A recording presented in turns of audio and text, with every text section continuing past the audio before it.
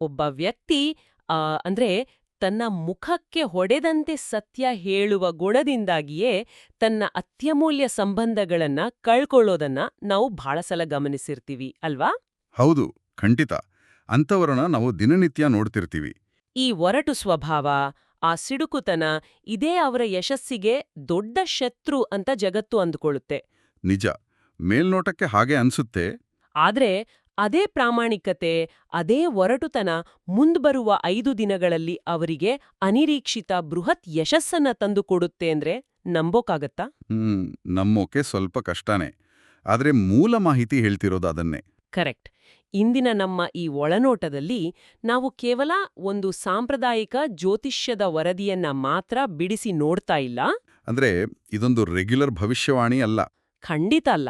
ಬದಲಾಗಿ ಮೇಷರಾಶಿಯವರ ಕುರಿತಾದ ಈ ಮೂಲ ಮಾಹಿತಿಯು ಆ ಒಂದು ಅತ್ಯದ್ಭುತವಾದ ವ್ಯಕ್ತಿತ್ವದ ಹವಾಮಾನ ವರದಿ ತರಹ ನಮ್ಮ ಮುಂದಿದೆ. ವಾವ್! ವ್ಯಕ್ತಿತ್ವದ ಹವಾಮಾನ ವರದಿ. ಒಳ್ಳೆ ಹೋಲಿಕೆ ಇದು. ಹೌದು. ಯಾಕಂದ್ರೆ ಕಷ್ಟಗಳನ್ನ ಎದುರಿಸಿ ಒಂಟಿಯಾಗಿ ನಿಲ್ಲುವ ಮೇಷರಾಶಿಯವರ ಆ ವಿಶಿಷ್ಟ ಗುಣಗಳು ಮತ್ತೆ ಮುಂಬರುವ 5 ದಿನಗಳು ಅವರ ಪಾಲಿಗೆ ಹೇಗೆ ಒಂದು ಗೇಮ್ ಚೇಂಜರ್ ಆಗ್ಲಿವೆ ಅನ್ನೋದು ನಿಜಕ್ಕೂ ಕುತೂಹಲಕಾರಿಯಾಗಿದೆ. ಮತ್ತು ಈ ಮೂಲ ವಸ್ತುವಿನಲ್ಲಿರೋ ಅತ್ಯಂತ ಆಕರ್ಷಕ ಅಂಶ ಏನಂದ್ರೆ ಇದು ಕೇವಲ ಭವಿಷ್ಯದಲ್ಲಿ ಏನಾಗತ್ತೆ ಅನ್ನೋ ಪಟ್ಟಿಯನ್ನ ಮಾತ್ರ ಕೊಡೋದಿಲ್ಲ. ಮತ್ತೆ ಬೇರೆ ಏನು ಹೇಳುತ್ತೆ ನೋಡಿ, ಇದು ಆಳವಾದ ಮಾನಸಿಕ ವಿಶ್ಲೇಷಣೆ, ಗ್ರಹಗಳ ಪ್ರಭಾವ ಮತ್ತೆ ಅತ್ಯಂತ ಕಟ್ಟುನಿಟ್ಟಿನ ಪ್ರಾಯೋಗಿಕ ಎಚ್ಚರಿಕೆಗಳನ್ನ ಒಟ್ಟುಗೂಡಿಸಿದೆ. ಓಹೋ, ಅಂದ್ರೆ 3 ಆಯಾಮಗಳನ್ನ ಕವರ್ ಮಾಡುತ್ತೆ. ನಿಖರವಾಗಿ ಈ 3 ಆಯಾಮಗಳನ್ನ ಜೊತೆಯಾಗಿ ನೋಡಿದಾಗ ಇದು ಕೇವಲ ಭವಿಷ್ಯವಾಣಿಗಿಂತ ಹೆಚ್ಚಾಗಿ ಮುಂಬರುವ ಬದಲಾವಣೆಗಳನ್ನ ಹೇಗೆ ನಿರ್ವಹಿಸಬೇಕು ಅಂತ ಹೇಳಿಕೊಡುವ ಒಂದು ಜೀವನ ನಿರ್ವಹಣೆಯ ಕೈಪಿಡಿ ತರಹ ಕೆಲಸ ಮಾಡುತ್ತೆ. ಜೀವನ ನಿರ್ವಹಣೆಯ ಕೈಪಿಡಿ. ಅದ್ಭುತ.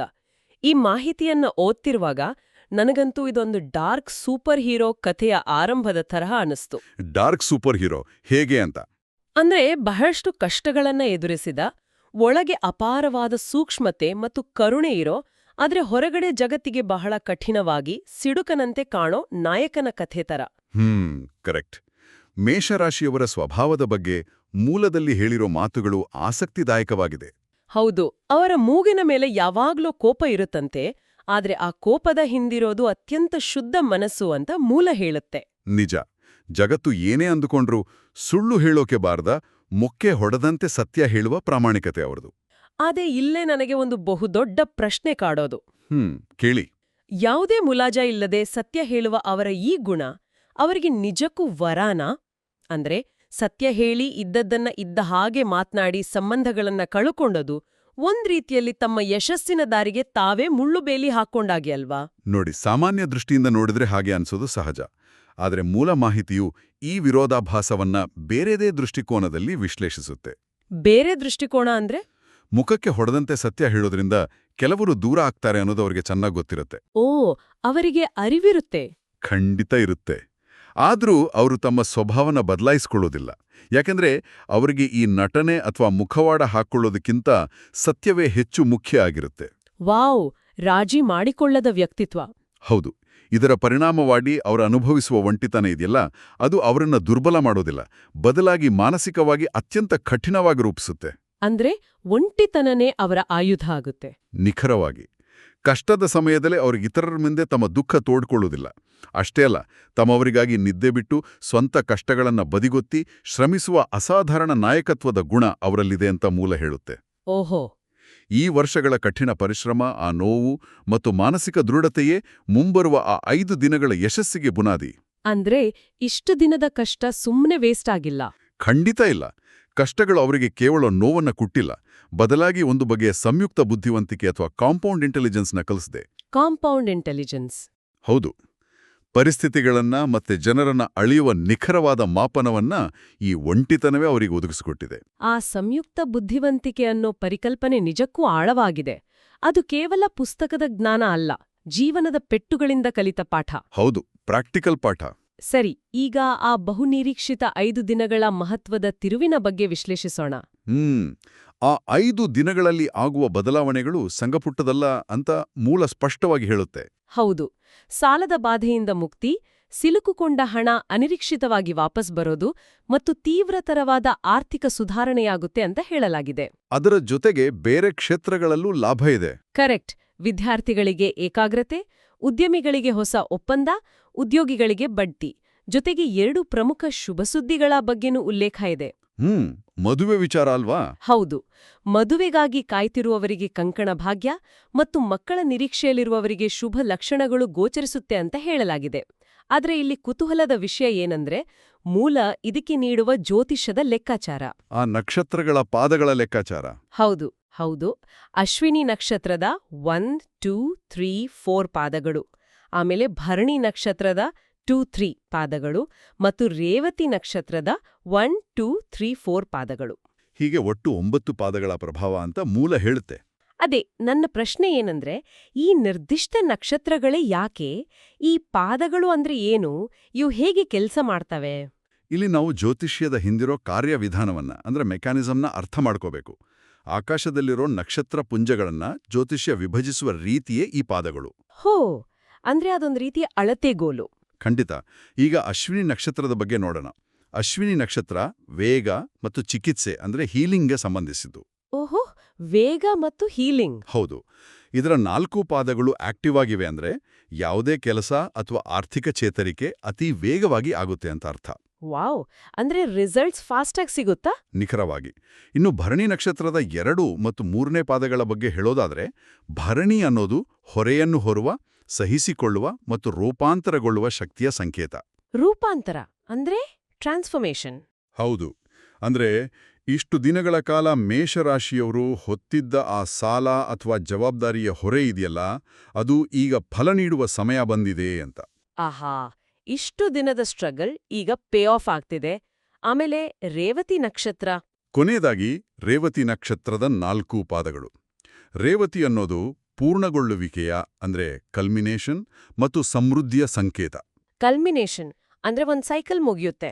ಖಂಡಿತ. ಹಳೆಯ ಸಮಸ್ಯೆಗಳ ಒಂದು ಚಕ್ರ ಇಲ್ಲಿಗೆ ಸಂಪೂರ್ಣವಾಗಿ ಮುಕ್ತಾಯಗೊಂಡು ಹೊಸ ಆರ್ಥಿಕ ಸಮೃದ್ಧಿ ಪ್ರಾರಂಭವಾಗುತ್ತೆ ಅನ್ನೋದನ್ನ ಈ ನಕ್ಷತ್ರಗಳ ಸಂಯೋಜನೆ ಸ್ಪಷ್ಟವಾಗಿ ತೋರಿಸುತ್ತೆ.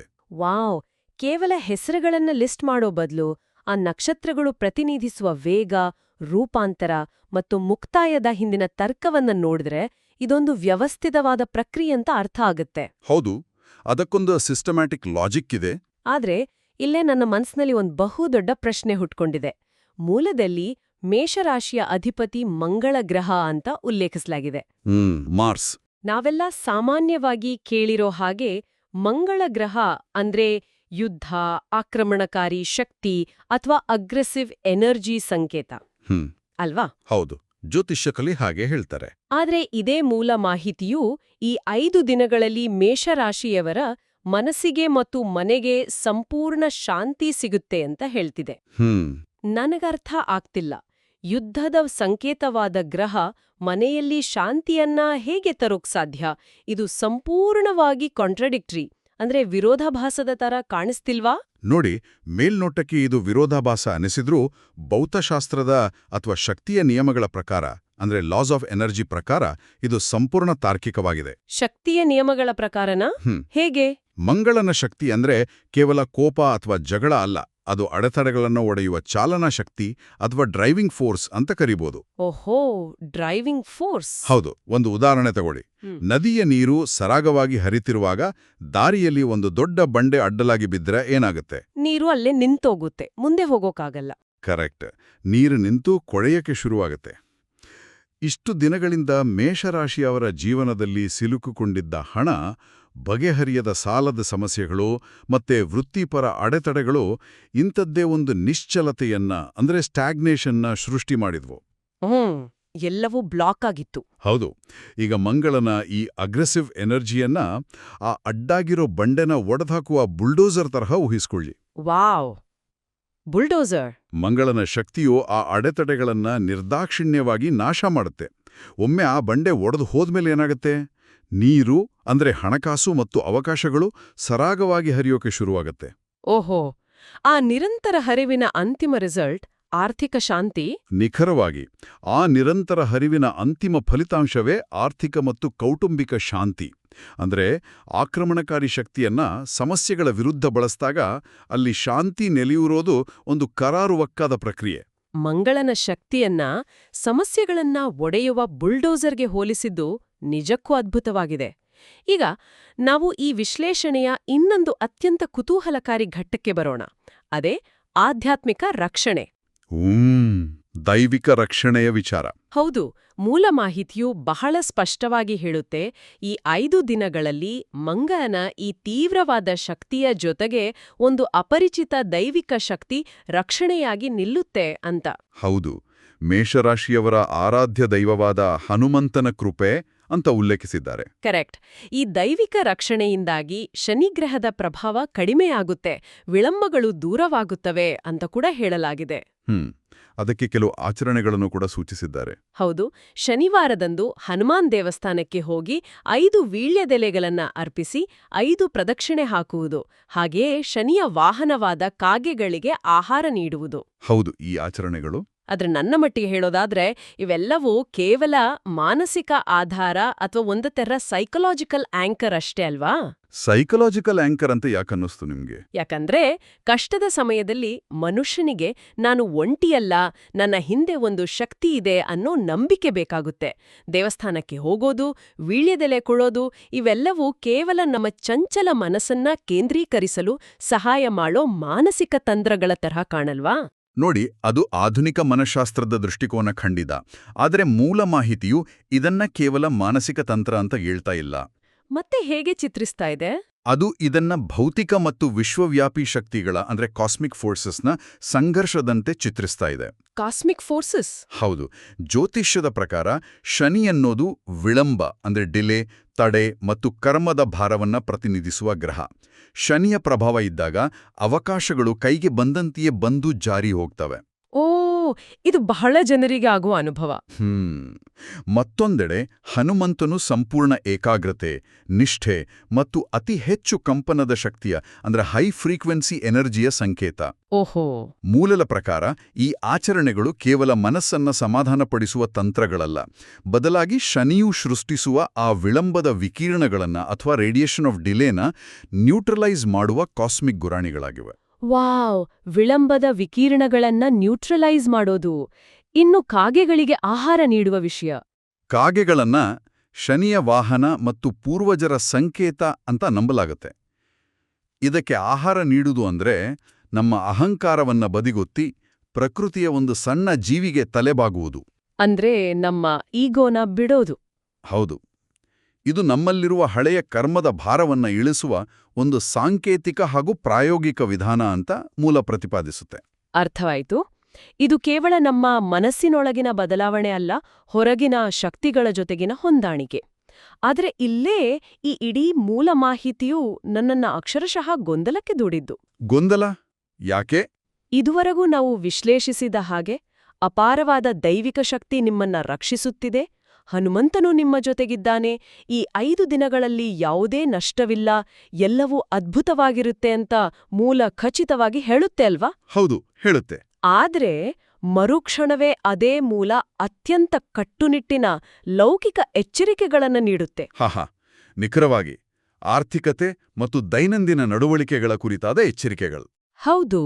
ಉದಾಹರಣೆಗೆ, ಈ 5 ದಿನಗಳಲ್ಲಿ ಯಾರಿಗೂ ಹಣ ಸಾಲವಾಗಿ ನೀಡಬಾರ್ದು, ನೀಡಿದ್ರೆ ನಿಮ್ಮ ಕಡೆಗೆ ಬರ್ತಿರೋ ಅದೃಷ್ಟ ಬೇರೆಯವರ ಪಾಲಾಗುತ್ತೆ ಅನ್ನುತ್ತೆ.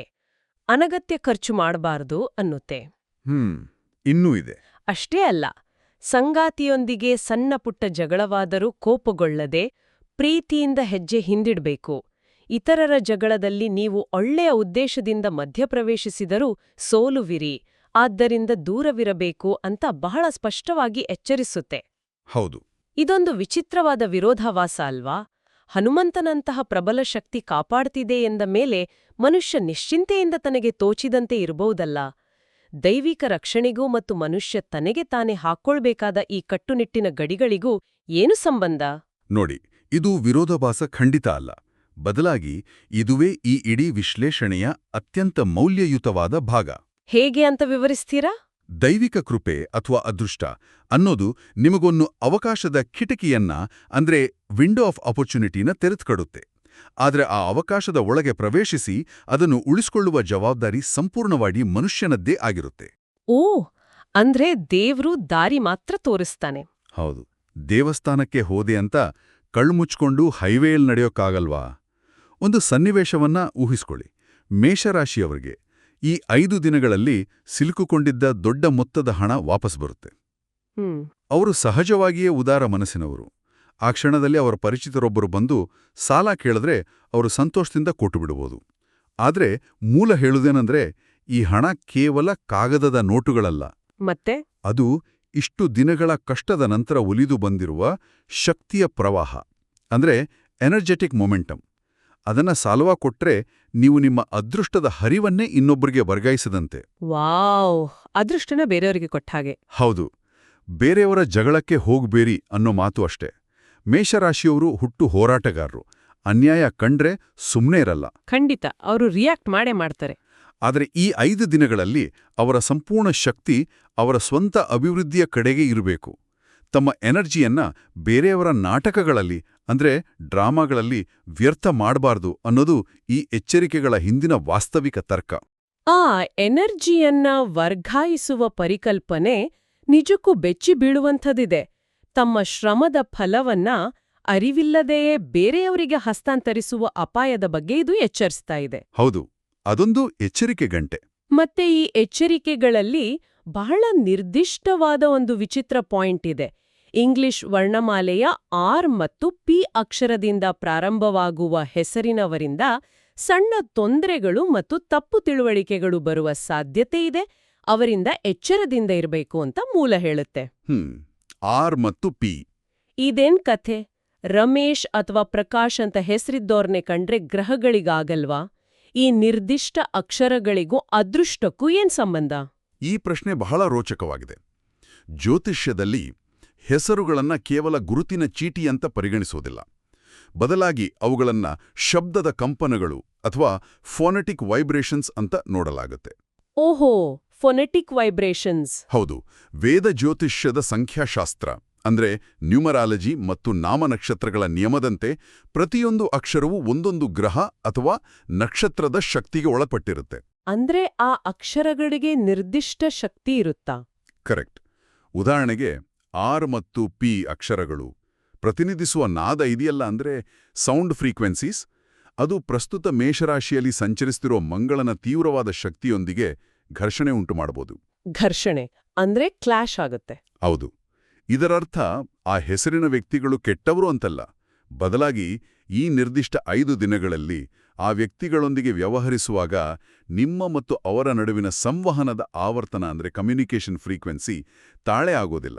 ಓ, ಅಂದ್ರೆ ವೇವ್ ಲೆಂತ್ ಮ್ಯಾಚ್ ಆಗಲ್ಲ. ನಿಖರವಾಗಿ. ಇದರಿಂದಾಗಿ ನೀವು ಒಳ್ಳೆ ಉದ್ದೇಶದಿಂದ ಹೇಳಿದ್ದೂ ಕೂಡ ಅವ್ರಿಗೆ ತಪ್ಪಾಗಿ ಅರ್ಥವಾಗ್ಬೋದು, ಅಥವಾ ಸಣ್ಣ ಮಾತು ದೊಡ್ಡ ವಿವಾದವಾಗಿ ಬದಲಾಗ್ಬೋದು. ಹಾಗಾಗಿ ಈ ಅಕ್ಷರಗಳ ಹೆಸರಿನವರೊಂದಿಗೆ ಸ್ವಲ್ಪ ಅಂತರ ಕಾಯ್ದುಕೊಳ್ಳೋದು ಜಾಣತನ ಅಂತ ಮೂಲ ಸೂಚಿಸುತ್ತೆ. ಓಹೋ, ಇದು ಕೇವಲ ಹೆಸರುಗಳ ವಿಷಯ ಅಲ್ಲ, ಇದು ಶಬ್ದ ತರಂಗಗಳ ಘರ್ಷಣೆಯ ವಿಷಯ. ಇದು ನಿಜಕ್ಕೂ ಹೊಸ ದೃಷ್ಟಿಕೋನ. ಹೌದು, ಇದೊಂದು ಸೂಕ್ಷ್ಮವಾದ ಲೆಕ್ಕಾಚಾರ. ಇದರ ಜೊತೆಗೆ ಅದೃಷ್ಟದ ಬಣ್ಣಗಳು ಮತ್ತು ಸಂಖ್ಯೆಗಳ ಬಗ್ಗೆಯೂ ಮೂಲದಲ್ಲಿ ಹೇಳಲಾಗಿದೆ. ಹೊಸ ಕೆಲಸಗಳನ್ನ ಸೋಮವಾರ ಅಥವಾ ಶುಕ್ರವಾರ ಪ್ರಾರಂಭಿಸಬೇಕು. ಆದರೆ ಆ 2 ದಿನಗಳಲ್ಲಿ ಕೆಂಪು ಬಟ್ಟೆ ಧರಿಸಬಾರದು ಅಂತ ಸ್ಪಷ್ಟವಾಗಿ ಎಚ್ಚರಿಸಲಾಗಿದೆ. ಕೆಂಪು ಬಣ್ಣ ಬೇಡ. ಹಸಿರು, ಕಪ್ಪು, ಹಳದಿ, ನೀಲಿ, ಬಿಳಿ ಮತ್ತು ಗುಲಾಬಿ ಬಣ್ಣಗಳು ಅದೃಷ್ಟ ತರ್ತವೆ. ಹಾಗೂ 7 ಮತ್ತು 8 ಅವರ ಅದೃಷ್ಟದ ಸಂಖ್ಯೆಗಳು ಅಂತ ಉಲ್ಲೇಖಿಸಲಾಗಿದೆ. ಆದರೆ ನನ್ನ ಪ್ರಶ್ನೆ ಏನಂದ್ರೆ, ಮಂಗಳನ ಬಣ್ಣವೇ ಕೆಂಪು, ಆದರೂ ಕೆಂಪು ಧರಿಸಬಾರ್ದು ಅಂದಿರೋದು ಯಾಕೆ? ಇದೇ ಜ್ಯೋತಿಷ್ಯದ ಅತ್ಯಂತ ಸೂಕ್ಷ್ಮವಾದ ಸಮತೋಲನದ ತಂತ್ರ. ನೋಡಿ, ಮೇಷರಾಶಿಯ ಅಧಿಪತಿ ಮಂಗಳ ಮತ್ತು ಮಂಗಳನ ಗುಣ ಬೆಂಕಿ ಅಥವಾ ಉಷ್ಣತೆ. ಈ 5 ದಿನಗಳಲ್ಲಿ ಅವರಲ್ಲಿ ಮಂಗಳನ ಶಕ್ತಿ ಈಗಾಗಲೇ ಅತ್ಯಂತ ಉನ್ನತ ಮಟ್ಟದಲ್ಲಿ ಅಂದ್ರೆ ಪೀಕ್ನಲ್ಲಿರುತ್ತೆ. ಹೀಗಿರುವಾಗ ಅವರು ಮತ್ತೆ ಕೆಂಪು ಬಣ್ಣವನ್ನ ಧರಿಸಿದರೆ ಬೆಂಕಿಗೆ ತುಪ್ಪ ಸುರಿದಂತೆ ಆಗತ್ತೆ. ಓಹೋ, ಶಕ್ತಿ ಮಿತಿಮೀರಿ ಹೋಗುತ್ತೆ ಅಂತ. ಹೌದು. ಆ ಶಕ್ತಿ ನಿಯಂತ್ರಣ ತಪ್ಪಿ ವಿಪರೀತ ಕೋಪ ಅಥವಾ ಆತುರದ ನಿರ್ಧಾರಗಳಿಗೆ ಕಾರಣವಾಗಬಹುದು. ಅದರಿಂದಾಗಿ ಆ ಬೆಂಕಿಯನ್ನ ಸಮತೋಲನದಲ್ಲಿಡಲು ಪ್ರಕೃತಿಯನ್ನ ಭೂಮಿಯನ್ನ ಮತ್ತು ನೀರನ್ನ ಪ್ರತಿನಿಧಿಸುವ ಹಸಿರು, ನೀಲಿ, ಬಿಳಿ ಮುಂತಾದ ತಂಪದ ಬಣ್ಣಗಳನ್ನು ಧರಿಸಲು ಸೂಚಿಸಲಾಗಿದೆ. ವಾವ್! ಇದು ಅವರೊಳಗಿನ ಆಕ್ರಮಣಕಾರಿ ಶಕ್ತಿಯನ್ನ ತಂಪಾಗಿಸಿ ಅವರ ನಿರ್ಧಾರಗಳನ್ನು ಸ್ಪಷ್ಟವಾಗಿಸುತ್ತೆ. ಅದ್ಭುತ! ಬೆಂಕಿಯನ್ನ ಬೆಂಕಿಯಿಂದಲೇ ನಂದಿಸೋಕೆ ಸಾಧ್ಯ ಇಲ್ಲ. ಅದಕ್ಕೆ ನೀರಿನ ಅಂಶ ಬೇಕು. ಇಡೀ ಮಾಹಿತಿಯನ್ನ ಈ ರೀತಿ ಬಿಡಿಸಿ ನೋಡಿದಾಗ ಪ್ರತಿಯೊಂದು ಕಟ್ಟುನಿಟ್ಟಿನ ನಿಯಮದ ಹಿಂದೆಯೂ ಒಂದು ತಾರ್ಕಿಕವಾದ, ವೈಜ್ಞಾನಿಕವಾದ ಕಾರಣ ಇರೋದು ಸ್ಪಷ್ಟವಾಗುತ್ತೆ. ಹೌದು, ಅದೊಂದು ಪರ್ಫೆಕ್ಟ್ ಬ್ಯಾಲೆನ್ಸ್. ಸರಿ, ನಾವು ಈ ಒಳನೋಟದ ಅಂತಿಮ ಘಟ್ಟಕ್ಕೆ ಬಂದಿದ್ದೇವೆ. ಈ ಮೂಲ ವಸ್ತುವನ್ನ ಒಟ್ಟುಗೂಡಿಸಿ ನೋಡಿದಾಗ ನಮಗೆ ಕಾಣೋದು ಒಂದು ಸಮಗ್ರ ಚಿತ್ರಣ. ಮೇಷರಾಶಿಯವರ ಅಚಲವಾದ ದೃಢನಿಶ್ಚಯ, ಕಠಿಣ ಪರಿಶ್ರಮ ಮತ್ತು ಎಷ್ಟೇ ಕಷ್ಟವಾದ್ರೂ ಒಂಟಿಯಾಗಿ ನೋವು ನುಂಗಿ ಎದ್ದು ನಿಲ್ಲುವ ಗುಣಗಳು ಒಂದು ಕಡೆಯಾದ್ರೆ, ಕಾಲ್ಪನಿಕವಲ್ಲದ ಆದ್ರೆ ಭೌತಿಕವಾಗಿ ಪ್ರಭಾವ ಬೀರುವ ದೈವಿಕ ಕೃಪೆ ಹಾಗೂ ಕಟ್ಟುನಿಟ್ಟಿನ ಆರ್ಥಿಕ ಮತ್ತು ಭಾವನಾತ್ಮಕ ಎಚ್ಚರಿಕೆಗಳು ಇನ್ನೊಂದು ಕಡೆ. ಹೌದು, ಇವೆಲ್ಲವೂ ಸೇರಿದಾಗ ಮಾತ್ರ ಯಶಸ್ಸು. ಇವೆಲ್ಲವೂ ಒಗ್ಗೂಡಿದಾಗ ಮುಂಬರುವ ದಿನಗಳು ಖಂಡಿತವಾಗಿಯೂ ಅವರ ಪಾಲಿಗೆ ಒಂದು ಹೊಸ ಅಧ್ಯಾಯವನ್ನ ತೆರೆಯಲಿವೆ ಅನ್ನೋದ್ರಲ್ಲಿ ಅನುಮಾನ ಇಲ್ಲ ಅಲ್ವಾ? ಹೌದು, ಮತ್ತು ಈ ಮಾಹಿತಿಯನ್ನ ನಾವು ಕೇವಲ ಒಂದು ನಿರ್ದಿಷ್ಟ ರಾಶಿಯ ಭವಿಷ್ಯವಾಗಿ ಮಾತ್ರ ಸೀಮಿತಗೊಳಿಸಬಾರದು. ಇದರಲ್ಲಿ ನಾವೆಲ್ಲರೂ ಕಲಿಯಬಹುದಾದ ಒಂದು ಸಾರ್ವತ್ರಿಕ ಪಾಠವಿದೆ. ಸಾರ್ವತ್ರಿಕ ಪಾಠ ಅಂದ್ರೆ? ಮನುಷ್ಯನಿಗೆ ಎಷ್ಟೇ ಒಳ್ಳೆಯ ಉದ್ದೇಶಗಳಿದ್ದರೂ, ಎಷ್ಟೇ ಕಠಿಣ ಪರಿಶ್ರಮವಿದ್ದರೂ ಮತ್ತು ಎಷ್ಟೇ ದೊಡ್ಡ ಅದೃಷ್ಟ ಬಾಗಿಲು ತಟ್ಟುತ್ತಿದ್ದರೂ ಸರಿಯಾದ ಸಮಯದಲ್ಲಿ ತಾಳ್ಮೆ ವಹಿಸುವುದು ಮತ್ತು ಆರ್ಥಿಕ ಶಿಸ್ತನ್ನ ಪಾಲಿಸುವುದು ಯಶಸ್ಸಿಗೆ ಎಷ್ಟು ಮುಖ್ಯ ಅನ್ನೋ ಮಹತ್ವದ ಸಂದೇಶವನ್ನ ಈ ಮೂಲ ಮಾಹಿತಿ ನಮಗೆ ನೀಡುತ್ತೆ. ಕರೆಕ್ಟ್. ಫೈನಾನ್ಷಿಯಲ್ ಬೌಂಡ್ರೀಸ್ ತುಂಬಾ ಇಂಪಾರ್ಟೆಂಟ್. ಅವಕಾಶಗಳು ಬರೋದು ಮುಖ್ಯವಲ್ಲ, ಆ ಅವಕಾಶಗಳನ್ನ ಕಾಪಾಡಿಕೊಳ್ಳುವ ಅರಿವು ಮತ್ತು ಶಿಸ್ತು ನಮ್ಮಲ್ಲಿರಬೇಕು. ಕಷ್ಟಗಳು ಬಂದಾಗ ಕುಗ್ಗಿ ಹೋಗದೆ ಆ ಕಷ್ಟಗಳನ್ನೇ ಬುದ್ಧಿವಂತಿಕೆಯ ಮೆಟ್ಟಿಲುಗಳನ್ನಾಗಿ ಮಾಡಿಕೊಳ್ಳುವ ಕಲೆ ಇಲ್ಲಿ ವೇದ್ಯವಾಗುತ್ತೆ. ಬದುಕಿನ ಆಟದ ನಿಯಮ. ನಮ್ಮ ಈ ಇಂದಿನ ಈ ಚರ್ಚೆಯನ್ನ ಮುಕ್ತಾಯಗೊಳಿಸುವ ಮುನ್ನ ಈ ಎಲ್ಲ ಮಾಹಿತಿಯನ್ನ ಆಧರಿಸಿ ಒಂದು ಹೊಸ ಮತ್ತು ಸ್ವಲ್ಪ ಆಳವಾದ ಆಲೋಚನೆಯನ್ನ ಕೇಳುಗರ ಮುಂದಿಡಲು ನಾನು ಬಯಸ್ತೀನಿ. ಖಂಡಿತ ಹೇಳಿ. ನಾವು ಆರಂಭದಲ್ಲಿ ಮಾತನಾಡಿದ ಆ ಮುಖಕ್ಕೆ ಹೊಡೆದಂತೆ ಸತ್ಯ ಹೇಳುವ ಗುಣವನ್ನೇ ಮತ್ತೆ ನೆನಪಿಸ್ಕೊಳ್ಳಿ. ಮೂಲ ಮಾಹಿತಿಯು ಸ್ಪಷ್ಟವಾಗಿ ಹೇಳುವಂತೆ ಮೇಷರಾಶಿಯವರ ಅತಿಯಾದ ಪ್ರಾಮಾಣಿಕತೆ ಅನೇಕ ಬಾರಿ ಅವರ ಸಂಬಂಧಗಳನ್ನ ಹಾಳುಮಾಡುತ್ತೆ ಮತ್ತು ಅವರ ದಾರಿಗೆ ಕಲ್ಲುಗಳನ್ನ ತಂದಿಡುತ್ತೆ. ಹೌದು, ಅವರು ಕಾಂಪ್ರಮೈಸ್ ಆಗಲ್ಲ. ಹಾಗಾದ್ರೆ ಇಲ್ಲೊಂದು ಬಹುದೊಡ್ಡ ಪ್ರಶ್ನೆ ಹುಟ್ಟುತ್ತೆ. ಅವರು ಎದುರಿಸುವ ಜೀವನದ ಬಹುಪಾಲು ಅಡೆತಡೆಗಳು, ಕಷ್ಟಗಳು ನಿಜವಾಗಿಯೂ ಆಕಾಶದಲ್ಲಿರುವ ಗ್ರಹಗತಿಗಳಿಂದ ಅಥವಾ ಹೊರಗಿನ ಪ್ರಪಂಚದಿಂದ ಬಂದವುಗಳೇ? ಓಹೋ, ಅಥವಾ ಅವರದೇ ಆದ ಈ ರಾಜಿ ಮಾಡಿಕೊಳ್ಳದ ಪ್ರಾಮಾಣಿಕತೆ ಮತ್ತು ಒರಟುತನ ಸೃಷ್ಟಿಸಿದ ಶತ್ರುಗಳು ಮತ್ತು ಅಡೆತಡೆಗಳೇ ಆಗಿದ್ದು, ತಾವೇ ಸೃಷ್ಟಿಸಿಕೊಂಡ ಆ ಕುಣಿಕೆಯಿಂದ ಹೊರಬರಲು ಅವರಿಗೆ ಈಗ ಆ ದೇವಸ್ಥಾನ, ಆ ದೈವಿಕ ಶಕ್ತಿ ಮತ್ತು ಆಚರಣೆಗಳ ಅಗತ್ಯ ಬಿದ್ದಿದೆಯೇ? ನಮ್ಮ ಸ್ವಭಾವ ಮತ್ತು ನಮ್ಮ ಗುಣಗಳೇ ನಮ್ಮ ಭವಿಷ್ಯವನ್ನ ಬರೆಯುತ್ತವೆಯಾ? ವಾವ್, ಇದು ನಿಜಕ್ಕೂ ಆಳವಾದ ಚಿಂತನೆಗೆ ಹಚ್ಚುವ ಪ್ರಶ್ನೆ. ನಕ್ಷತ್ರಗಳು ನಮಗೆ ದಾರಿ ತೋರಿಸಬಹುದು, ಆದರೆ ನಾವು ನಡೆಯುವ ದಾರಿಯನ್ನ ನಿರ್ಧರಿಸುವುದು ನಮ್ಮದೇ ವ್ಯಕ್ತಿತ್ವ.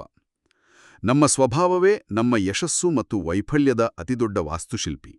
ಹೌದು, ಕೆಲವೊಮ್ಮೆ ನಾವು ಎದುರಿಸುವ ಬಿರುಗಾಳಿ ಇರೋದು ಆಕಾಶದಲ್ಲಿರೋ ಮೋಡಗಳಲ್ಲ, ಆ ಬಿರುಗಾಳಿಯನ್ನ ನಾವೇ ನಮ್ಮ ಒಳಗಿನ ಕಠಿಣ ಬದಲಾಗದ ಸ್ವಭಾವದಿಂದ ಸೃಷ್ಟಿಸ್ಕೊಂಡಿರ್ತೀವಿ.